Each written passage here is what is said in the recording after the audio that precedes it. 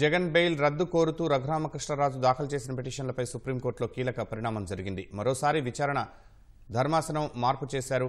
Justice BV Nagarathna, Justice Satish Chandra Sharma ధర్మాసనానికి మార్చారు. మరింత సమాచారం మా ప్రతినిధి అరుణ్ అడిగి తెలుసుకున్నాం. అరుణ్, జగన్ బెయిల్ రద్దు కోరుతూ రఘురామకృష్ణరాజు దాఖలు చేసిన పిటిషన్లపై ధర్మాసనం మార్పునకు సంబంధించి వివరాలేంటి? జగన్ బెయిల్ రద్దు, అదేవిధంగా జగన్ కు సంబంధించినటువంటి కేసుల ట్రయల్ కొనసాగడం లేదు కాబట్టి ట్రయల్ ను మరో రాష్ట్రానికి, తెలంగాణ నుంచి మరో రాష్ట్రానికి బదిలీ చేయాలని చెప్పి ఎంపీగా ఉన్న సమయంలో ప్రస్తుత డిప్యూటీ స్పీకర్ రఘురామకృష్ణరాజు వేరు పిటిషన్లు దాఖలు చేశారు. దీనికి సంబంధించి సిబిఐ గతంలో ఒక స్టేటస్ రిపోర్ట్ ను దాఖలు చేసింది. ఆ రిపోర్ట్ పైన జస్టిస్ అభయ శోక, జస్టిస్ పంకజ్ మిత్తల్తో కూడినటువంటి ధర్మాసనం గత ఏడాది దీనికి సంబంధించినటువంటి విచారణను చేపట్టింది. అంతకుముందు రఘురామకృష్ణరాజు దాఖలు చేసినటువంటి పిటిషన్లపై పలు ధర్మాసనాలు మార్పులు జరిగాయి. ఆ సందర్భంలోనే జస్టిస్ పంకజ్ మిత్తల్ ఉన్నటువంటి ధర్మాసనానికి ఈ పిటిషన్ రావటము, జస్టిస్ అభయ శోక నేతృత్వంలో ఉన్నటువంటి ధర్మాసనానికి వచ్చిన తర్వాత కీలకమైనటువంటి పరిణామాలు చోటు చేసుకున్నాయి. సిబిఐకి నోటీసులు జారీ చేయడము, సిబిఐ దానికి సంబంధించి 2 వేర్వేరు నివేదికలను దాఖలు చేయడము, ఆ వ్యవహారంలో ఇప్పటి వరకు ట్రయల్ ఎందుకు కొనసాగలేదు, ఒకవేళ డిశ్చార్జ్ పిటిషన్ ఉన్నట్లయితే డిశ్చార్జ్ పిటిషన్ ని కొనసాగిస్తూనే మిగిలిన ట్రయల్ ను కంటిన్యూ చేయాల్సినటువంటి అవసరం ఉంది కాబట్టి ఎందుకు చేయలేదు అనేటువంటి విషయాలన్నిటిపైన సుప్రీంకోర్టు కీలకంగా గతంలో విచారణ సందర్భంలో జస్టిస్ అభయ శోక నేతృత్వంలోని ధర్మాసనం ప్రశ్నించింది. ఆ నేపథ్యంలో సిబిఐకి నోటీసు జారీ చేయడంతో పాటు ఎందుకు కేసు విచారణ త్వరితగతిన చేపట్టలేకపోతున్నారు, ఎందుకు ఇంత ఆలస్యం జరుగుతుందనేటువంటి విషయాలన్నిటిపైన సమాధానం చెప్పాలని, దీనికి సంబంధించిన కారణాలను కూడా వివరించాలని చెప్పి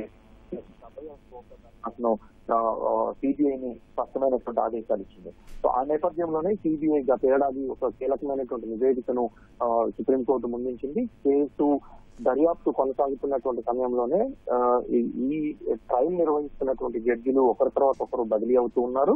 దాంతో పాటు ట్రయల్ కొనసాగకపోవడానికి కారణాల్లో నిందితులుగా ఉన్నటువంటి వారు దాదాపు 80కి పైగా డిశ్చార్జ్ పిటిషన్లు దాఖలు చేశారు. ఒక్క పిటిషన్ కూడా ఇందుకు సంబంధించినటువంటి విషయంలో దర్యాప్తు ముందుకు సాగకపోవడంతో ఆ ట్రయల్ పరంగా చూసుకున్నప్పుడు ట్రయల్ కూడా కొనసాగలేదు అనే ఉద్దేశాన్ని, వాటన్నిటికి సంబంధించినటువంటి వివరాలను, ఎక్కడెక్కడ ఏమేమి కేసులు పెండింగ్ లో ఉన్నాయటువంటి వివరాలన్నింటినీ సిబిఐ అందించింది.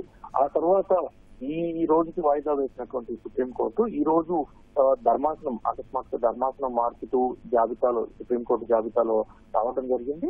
Justice BV Nagarathna, Justice Satish Chandra శర్మల నేతృత్వంలోని ధర్మాసనం ముందు ఈ కేసు ఈ రోజు విచారణకు వచ్చింది.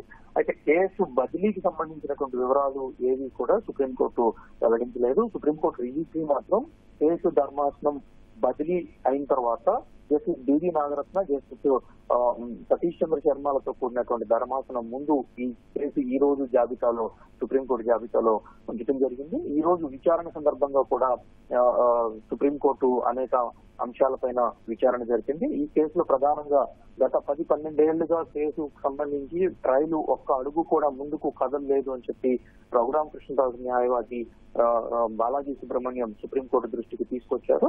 అయితే ఈ కేసుకు సంబంధించినటువంటి వ్యవహారం రాష్ట్ర హైకోర్టు పర్యవేక్షణ కొనసాగుతోంది, మానిటర్ లో ఉంది కాబట్టి ఈ కేసును ఇక్కడ కొట్టివేయాలని చెప్పి జగన్ తరపు న్యాయవాది ముకుల్ రోడ్కి సుప్రీంకోర్టు కోరారు. అయితే తాము బదిలీ చేయడానికి సిద్ధంగా లేము, కానీ ఈ కేసు ఇన్ని రోజులు వాయిదా పట్టానికి, ఈ కేసులో ఇప్పటి వరకు ఒక అడుగు కూడా ముందుకు పడకపోవడానికి కారణాలపైన సుప్రీంకోర్టు ఒక ఇంత ఆశ్చర్యం వ్యక్తం చేసింది.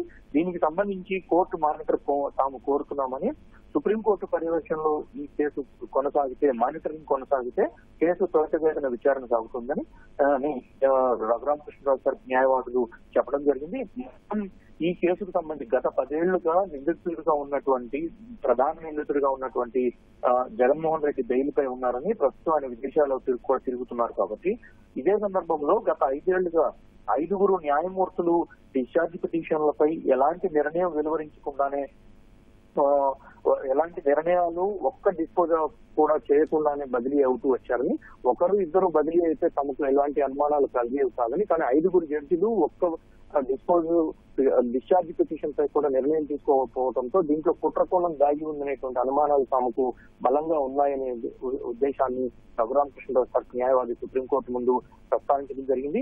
1, 2 అనుకుంటే యాక్సిడెంటల్ గా జరిగాయని చెప్పి అనుకోవచ్చు. 5 జడ్జిలు ఒక్క డిశ్చార్జ్ పిటిషన్ పై కూడా నిర్ణయం తీసుకోకుండా వెళ్లడంతో ఈ కేసులో ఇప్పటి వరకు ఒక్క అడుగు కూడా ముందుకు సాగలేదని, ట్రయల్ కొనసాగలేదని 10 ఏళ్లుగా బెయిల్ పై ఉన్నటువంటి వ్యక్తి ఇప్పుడు బెయిల్ పిటిషన్ కి సంబంధించినటువంటి విషయాలపై కూడా చర్చ జరగాల్సిన అవసరం ఉంది అని చెప్పి రఘురామ్ తరపు న్యాయవాది పేర్కొనడం జరిగింది. మొత్తం వ్యవహారంలో సిబిఐ నిందితులు ఒకరికొకరు కుమ్మక్కయ్యి కేసు ముందుకు సాగకుండా చేస్తున్నారనేటువంటి ఆరోపణలు కూడా రఘురామకృష్ణరాజు న్యాయవాది సుప్రీంకోర్టు ముందు ప్రస్తావించారు. సో వీటన్నిటినీ పరిగణలోకి తీసుకొని తాము ఇప్పుడు ఉన్నటువంటి గతంలో విచారణ సందర్భంలో బదిలీ చేయడం సాధ్యం కాదు అనేది సుప్రీంకోర్టు స్పష్టం చేసింది కాబట్టి, దాంతో పాటుగా బెయిల్ రద్దు చేయడము, మరో రాష్ట్రానికి ఇతరత్ర అంశాలన్నిటి పట్ల తాము పర్యవేక్షిస్తాము అని చెప్పి గతంలో సుప్రీంకోర్టు స్పష్టం చేసింది కాబట్టి ఆ మేరకు తాము అదే విషయాలను తాము ఏ ఉద్దేశంతో ఈ పిటిషన్ దాఖలు చేశామో వాటిని కాకుండా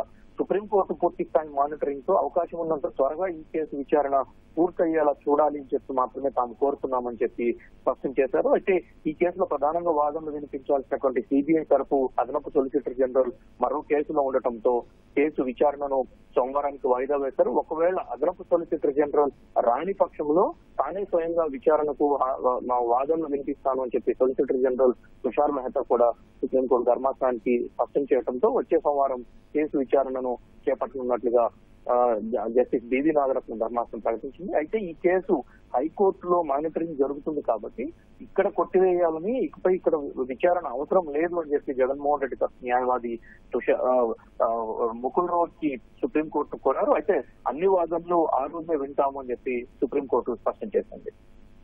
ధన్యవాదాలు అరుణ్.